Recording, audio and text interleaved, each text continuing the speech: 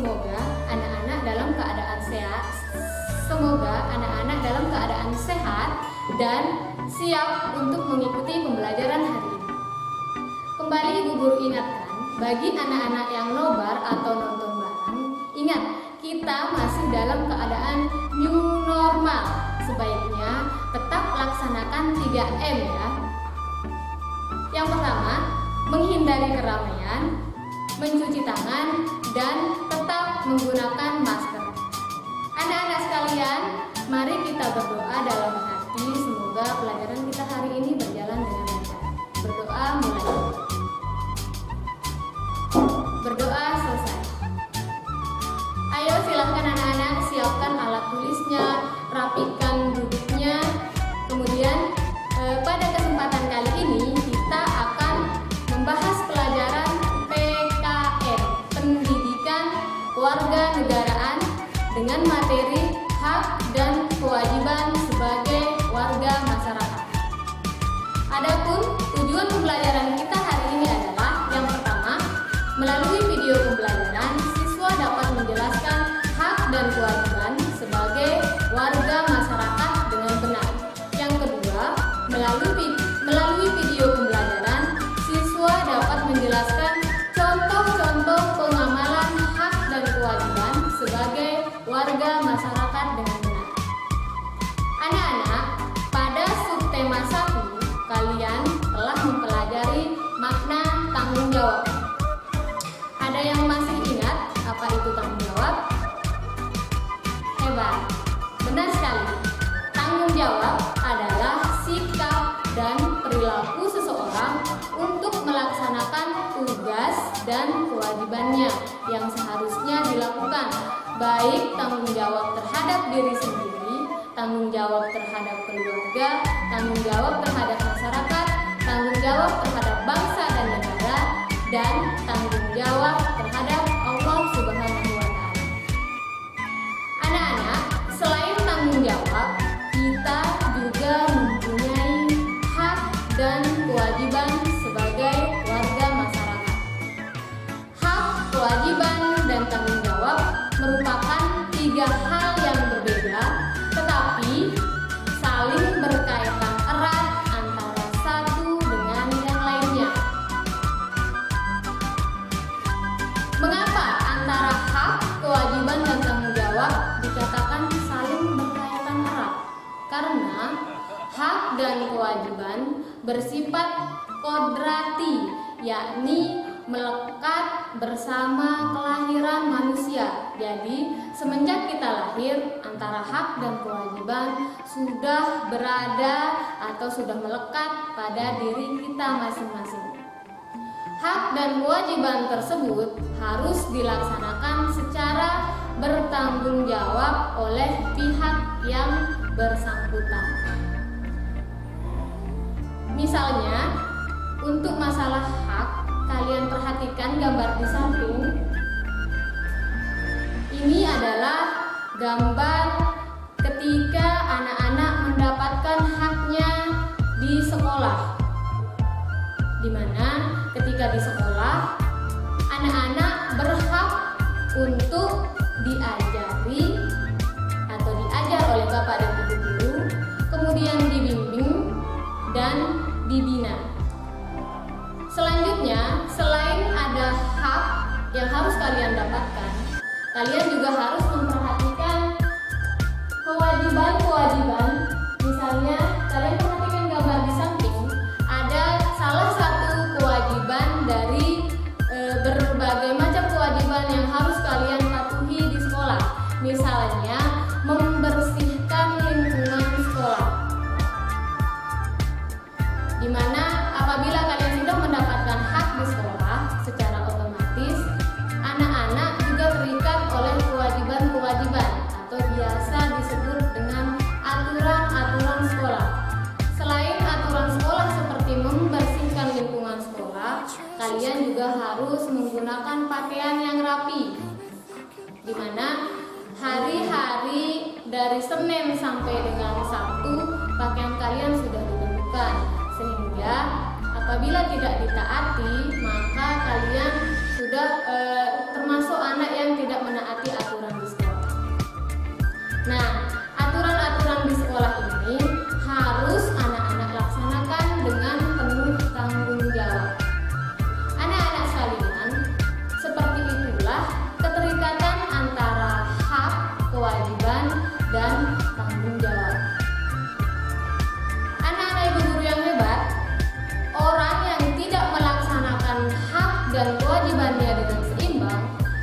dapat dikatakan sebagai orang yang tidak bertanggung jawab. Berikut ini ibu guru akan uraikan perbedaan antara hak dan kewajiban sebagai warga masyarakat. Yang pertama, hak sebagai warga masyarakat. Hak berarti sesuatu yang mutlak menjadi milik seseorang dan penggunaannya tergantung kepada orang yang bersangkutan. Jadi, hak warga masyarakat adalah sesuatu yang mutlak menjadi milik seseorang yang berkedudukan sebagai warga masyarakat. Adapun bentuk-bentuk hak warga masyarakat adalah sebagai berikut. Yang pertama, mendapat perlindungan hukum. Silahkan kalian bisa saksikan gambar yang ada di tayangan televisi kalian di rumah. Seperti pada gambar, setiap warga masyarakat berhak mendapatkan perlindungan hukum. Ketika ada salah seorang warga masyarakat bersalah, maka akan diadili sesuai dengan tingkat kesalahannya. Yang kedua, mendapat pekerjaan dan penghidupan yang layak. Anak-anak pasti tahu, orang dewasa atau setiap warga masyarakat, setiap orang dalam hidupnya berhak menentukan pekerjaan apa yang akan dilakoninya atau dilakukan setiap hari. Misalnya ada yang bekerja sebagai guru, sebagai dokter, ada juga sebagai polisi, pekerja bangunan, dan lain-lain. Yang ketiga, setiap orang berhak menikmati lingkungan yang bersih. Kalian bisa lihat gambar suatu lingkungan atau keadaan dari sebuah perkomplekan yang sangat bersih. Jadi setiap warga berhak mendapatkan lingkungan yang bersih. Yang keempat, hak untuk hidup tenang dan damai. Coba anak-anak perhatikan lingkungan di sekitar kita. Kalau tidak ada keributan seperti perkelahian atau ada keributan lainnya, pasti kita akan merasakan hidup tenang dan damai. Kemudian yang kelima, hak untuk bebas memilih, memeluk, dan menjalankan agama. Seperti yang sudah anak-anak ketahui, di Indonesia atau negara kita ada beberapa agama, bukan hanya agama kita saja atau agama Islam yang diakui oleh negara Indonesia, tetapi ada beberapa agama, misalnya ada agama Buddha, ada agama Hindu, ada agama Kristen, dan ada agama Konghucu. Setiap orang yang berbeda keyakinannya atau antara yang satu dengan yang lain misalnya berhak memilih, memeluk, atau menjalankan ibadahnya sesuai dengan agama yang dianutnya. Jadi kalian semua apabila nanti bertemu dengan seorang teman yang agamanya bukan agama Muslim, kalian harus tetap menghargai hak dari pemeluk agama yang lain tersebut. Dan yang keenam, ada hak untuk berpendapat dan berorganisasi. Anak-anak sekalian, seperti pada gambar di samping ini adalah gambar salah satu organisasi yang diwajibkan di sekolah, yaitu organisasi pramuka, atau ada juga organisasi yang bisa kalian ikuti, yaitu UKS atau Usaha Kesehatan Sekolah. Sama halnya dengan beragama, ketika kita berorganisasi juga tidak perlu atau tidak boleh mengintimidasi seseorang untuk mengikuti suatu organisasi. Misalnya, si Nazia mengikuti organisasi pramuka dan si Humairah mengikuti organisasi UKS atau Usaha Kesehatan Sekolah. Antara Nazia dan Humairah tidak boleh saling mengintimidasi atau saling mempengaruhi, bahkan saling menjelek-jelekkan organisasi. Misalnya, organisasi pramuka dipandang buruk oleh Humairah karena Humairah mengikuti organisasi UKS atau usaha kesehatan sekolah. Sebaliknya, Nazia juga menganggap UKS atau usaha kesehatan sekolah adalah organisasi yang buruk. Berarti kalian semua sudah melanggar hak-hak antar warga sekolah. Begitu juga dalam masyarakat, ketika mengikuti suatu organisasi, silahkan ikuti organisasinya dengan baik tanpa harus menjelek-jelekkan organisasi warga yang lain. Dan yang ketujuh, hak untuk mengembangkan kebudayaan daerah. Anak-anak sekalian, kalian tahu kan, gambar di samping Ibu Guru tampilkan ada tarian Prisean. Seperti yang sudah kita jelaskan pada pembelajaran SBDP, di sini dalam pembelajaran PKN juga dibahas tentang hak mengembangkan kebudayaan daerah. Jadi, setiap orang berhak untuk mengembangkan budaya daerah masing-masing. Misalnya, kalian yang ada di Lombok ingin mengembangkan tarian-tarian yang lain, tidak hanya tarian Prisean. Misalnya ada tari Gagak Mandi, kalian bisa belajar dari sekarang, dari kecil, kemudian selanjutnya bisa kalian kembangkan, merupakan salah satu hak kalian atau hak warga masyarakat dalam mengembangkan kebudayaan daerah. Baiklah anak-anak, itulah pembahasan kita tentang hak. Kita lanjut ke pembahasan yang kedua, yaitu kewajiban sebagai warga masyarakat. Seperti halnya dengan hak, ketika kita sudah mendapatkan hak, maka kita juga harus memperhatikan kewajiban. Kewajiban berarti sesuatu yang harus dilakukan dengan penuh rasa tanggung jawab. Jadi, kewajiban warga masyarakat adalah sesuatu yang harus dilakukan seseorang sebagai warga masyarakat dengan penuh rasa tanggung jawab. Adapun bentuk-bentuk kewajiban dalam bermasyarakat adalah yang pertama, mematuhi aturan atau norma yang berlaku di dalam masyarakat. Kalian bisa saksikan ada anak yang sedang membantu kakek-kakek untuk menyeberang jalan. Ini adalah salah satu norma yang berlaku di masyarakat, yaitu norma kesopanan. Ada beberapa macam norma, tetapi tidak kita bahas di sini. Yang penting kalian tahu, dalam bermasyarakat itu perlu kita untuk menaati yang namanya norma dalam bermasyarakat. Misalnya norma kesopanan, norma kesusilaan, dan macam-macam norma yang lain. Yang kedua, menjaga ketenangan dan ketertiban lingkungan masyarakat. Kalian masih ingat kan pembahasan kita yang sudah lewat? Setiap warga masyarakat juga berkewajiban untuk saling menjaga ketenangan dan ketertiban di lingkungan masyarakat. Pada foto yang ada di samping ada gambar bapak-bapak sedang melakukan ronda malam. Seperti yang sudah kalian ketahui, ronda malam adalah kegiatan yang biasanya diwajibkan. Jadi ronda malam ini merupakan suatu kewajiban untuk menjaga ketenangan dan ketertiban lingkungan masyarakat. Yang ketiga, mengikuti kegiatan yang ada di lingkungan RT, RW, atau desa setempat. Misalnya kegiatan kerja bakti, gotong royong, dan musyawarah dalam warga masyarakat. Anak-anak pasti juga sudah tahu kan, di dalam lingkungan bermasyarakat sangat perlu sekali yang dinamakan kerja bakti atau gotong royong. Karena tanpa kerja bakti atau gotong royong, Ibu Guru yakin lingkungan tempat tinggal kalian pasti tidak akan bisa bersih setiap hari.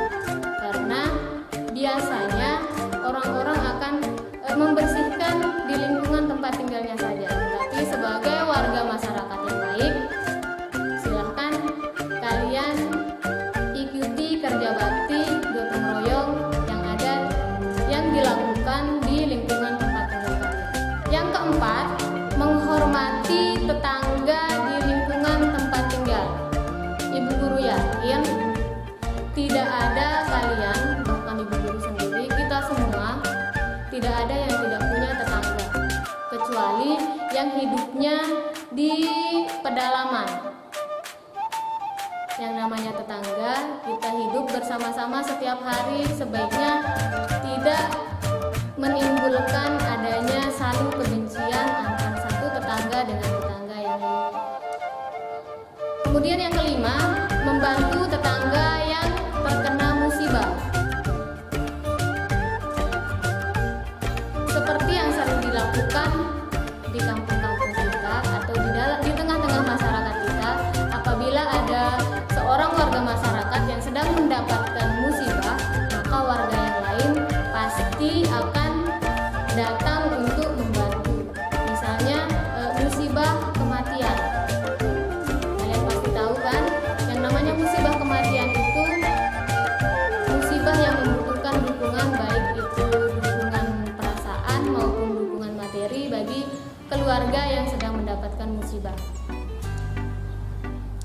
Yang keenam, menjaga kebersihan lingkungan tempat tinggal. Sebelum kalian menjaga lingkungan masyarakat, terlebih dahulu kalian harus terbiasa menjaga kebersihan lingkungan tempat kalian tinggal. Misalnya di rumah, jangan terbalik. Ketika kerja bakti, kalian rajin ikut kerja bakti, tetapi rumahnya sendiri dibiarkan dalam keadaan kotor. Itu sebaiknya dihindari. Kalian bersihkan lingkungan tempat kalian tinggal seperti rumah kalian. Kemudian kalau ada kerja bakti, kalian ikut kerja bakti. Itu yang seharusnya kalian lakukan. Bagaimana anak-anak? Sudah paham kan dengan apa yang dimaksud dengan tanggung jawab, apa yang dimaksud dengan hak, apa yang dimaksud dengan kewajiban? Ibu guru simpulkan, tanggung jawab merupakan sikap terpuji yang hendak dimiliki setiap individu. Tanggung jawab adalah sikap dan perilaku seseorang untuk melaksanakan tugas dan kewajibannya yang seharusnya dilakukan, baik itu tanggung jawab terhadap diri sendiri, tanggung jawab terhadap keluarga, tanggung jawab terhadap masyarakat, tanggung jawab terhadap bangsa dan negara, dan tanggung jawab terhadap Allah Subhanahu wa Ta'ala. Kemudian hak berarti sesuatu yang mutlak menjadi milik seseorang dan penggunaannya tergantung kepada orang yang bersangkutan. Jadi hak warga masyarakat adalah sesuatu yang mutlak menjadi milik seseorang yang berkedudukan sebagai warga masyarakat. Selanjutnya yang terakhir yaitu kewajiban. Kewajiban berarti sesuatu yang harus dilakukan dengan penuh rasa tanggung jawab. Jadi kewajiban warga masyarakat adalah sesuatu yang harus dilakukan seseorang sebagai warga masyarakat dengan penuh rasa tanggung jawab. Anak-anak sekalian, untuk lebih memantapkan pemahaman kalian mengenai materi hak dan kewajiban ini, Ibu Guru harap kalian tidak pernah bosan dan tidak malas untuk mengerjakan soal latihan. Silahkan dikerjakan soal latihannya, tetapi sebelumnya Ibu Guru bacakan. Soalnya, tuliskan hak dan kewajiban sebagai warga masyarakat yang biasa kalian kerjakan. Ibu Guru ini tuliskan hak dan kewajiban sebagai warga masyarakat yang biasa kalian kerjakan. Selanjutnya, seperti biasa, kalau ada hal-hal yang belum kalian mengerti, bisa langsung ditanyakan lewat telepon, SMS, bahkan melalui WA group yang sudah kita buat. Kemudian, tugas kalian sebaiknya dikerjakan langsung, kemudian dikumpulkan ke sekolah. Ibu Guru selalu menunggu kalian di sekolah. Anak-anakku yang sedang belajar di rumah, saat ini orang tuamu di rumah adalah pengganti Bapak dan Ibu Guru di sekolah. Untuk itu, tugas kalian adalah belajar, dan belajar. Jika cara mengajarinya kalian